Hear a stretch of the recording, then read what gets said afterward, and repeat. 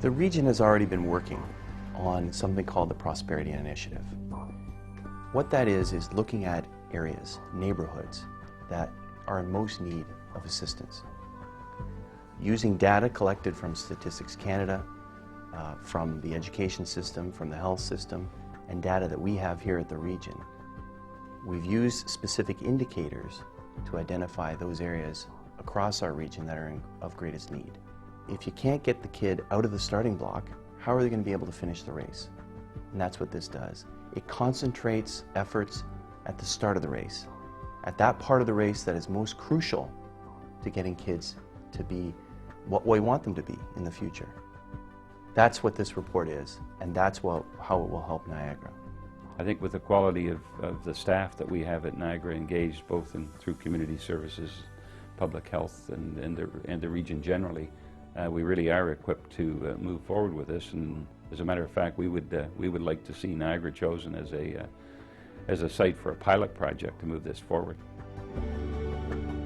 In healthcare, we see a direct correlation between education levels, income levels, lifestyle choices with the utilization of healthcare resources.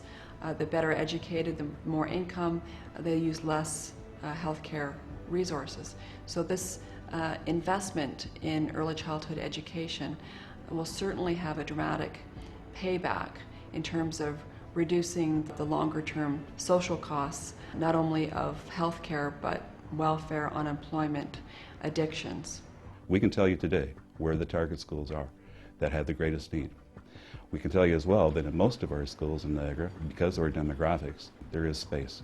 Because we have the declining enrollment in most of our schools, we do have the space, we do have the capability of providing these services faster than areas that might have to have capital expansion.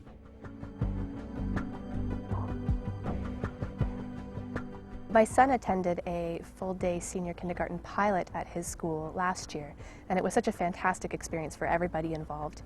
One, from of course the transportation aspect.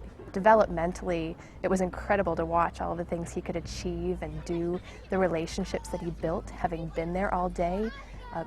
He was quite proud too, coming home with all the new things that he could show me at the end of each day. By the end of the year, he was reading an entire grade level above what was expected of him at the time. We made a decision before we bought our home that we wanted to buy a house that was in a neighborhood that had a school that had daycare inside. So although that may have restricted some of our choices in the housing that was available to us, the big one for me is the security of knowing where they are all day long and knowing that they're not lining up to get on a bus or to take a cab to go across town.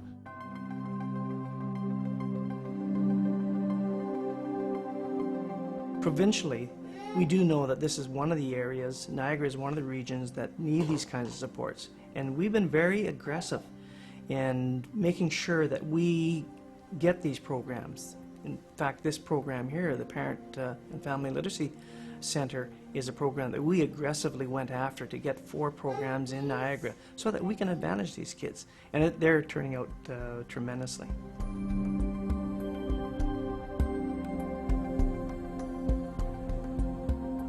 Niagara Catholic is the only school board in the entire province of Ontario that is an Ontario Early Years provider.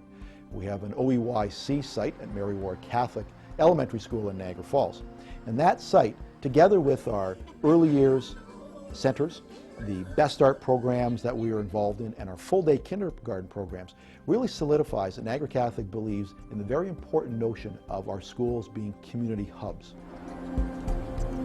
For Niagara College, we're particularly excited because we've been in early childhood education for many, many years. We have an outstanding group of faculty that have developing early education programs for many years. We have our 2-year diploma, early childhood education, and 5 or 6 other related programs, resource teacher, apprenticeship programs that really speak to the important, highly skilled nature of early childhood education.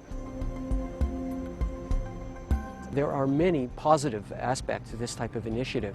You know, here at Brock we study just this. We, in our Lifespan Institute, and in our Child and Youth Studies department, we've dedicated many researchers to the whole question of the effects and the environment in which children develop and what those effects are on a lifelong basis. Niagara has two sides to it. It has the beauty of its natural scenery, its attractions and so on, but it has people who are struggling. And from my point of view, the early childhood program that is being presented here is going to be as significant a legacy of this government as the Bill Davis Institution of Colleges. We can really place ourselves well ahead of other larger municipal regions in this province because of our capacity to work together and our will to work together and to speak for one voice in arguing for the needs of the region.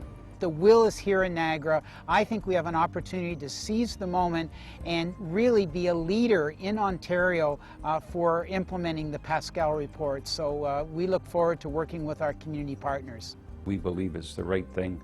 We have the, I believe, the enthusiasm, the passion, but we also have the commitment and skill of our staff, and I think that's really important, and it's here. There are community leaders, broad brush strokes of community leaders, who want this, who recognize that it's children first, that we have to get the children in the starting blocks and all running in the same race. So that's why Niagara should be part of this pilot. That's why Niagara should be first to do this, because we're ready for it.